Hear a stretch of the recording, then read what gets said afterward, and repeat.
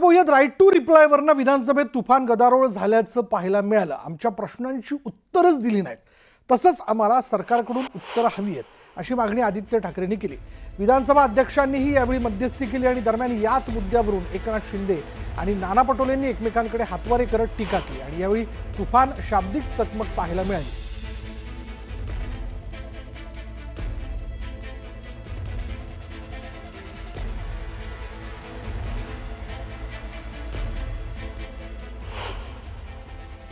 ओ कशाला उभा राहिलो असं वाटेल. बसून घ्या, मी बोलल्यानंतर बोला.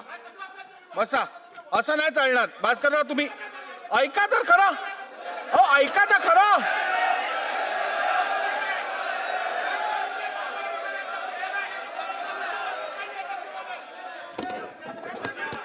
बसाल का? ऐकायचं नाहीये का? ऐकायचं नाहीये का? या चर्चेला सुरुवात आणि चर्चा सादर केलेली आदित्य ठाकरेंनी. ते असतील तर त्यांना राईट टू रिप्लाय मी देईन. नियमाच्या बाहेर जाऊन मी राईट टू रिप्लाय देणार नाही. मला नियमाप्रमाणे भास्कर जाधव साहेबांनी दाखवून देऊ दे की नियम बाह्य काम कसं होतंय. राईट टू रिप्लाय जो व्यक्ती चर्चा सादर करतो त्याला राईट टू रिप्लाय असतो. जर का त्या सदस्यांनी सभागृहात उपस्थित राहायचं ठरवलं नसेल तर मी त्याला राईट टू रिप्लाय देऊ शकत नाही. बोला बोला बोला. अध्यक्ष महोदय, परवानगी. बसा, बसून घ्या, बसून घ्या,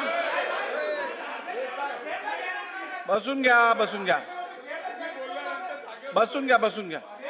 ठीक आहे, आपण ऐकूया. हरकतीचा मुद्दा घेतलाय. मी रुलिंग देईन. मला सन्मान्य सदस्यांनी दाखवू दे नियमाप्रमाणे मी कुठे चुकतोय. मी ते स्वीकारीन. ठीक आहे. अध्यक्ष महोदय,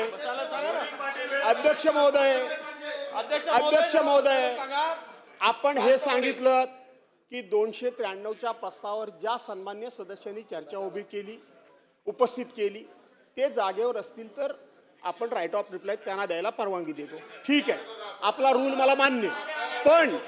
पण अध्यक्ष महोदय, मंत्री महोदयांनी एवढं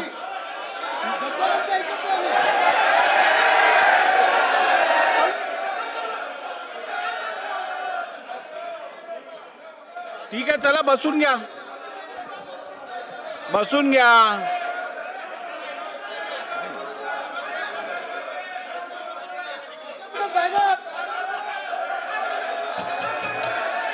सभागृहाची बैठक 10 मिनिटांसाठी स्थगित केली जात आहे. आमचा विरोधी पक्षाचा अधिकार आहे की राईट ऑफ रिप्लाय द्यायचा. अध्यक्षांनी मी उभा राहिलो. समजा आदित्यजी नसतील, मला संधी द्यायची नव्हती तर अध्यक्षांनी हे सौजन्य दाखवायला पाहिजे होतं की भास्करराव तुम्ही का उभे राहिले ते मला कळू दे. एवढे अध्यक्ष अंतर्ज्ञानी आहेत.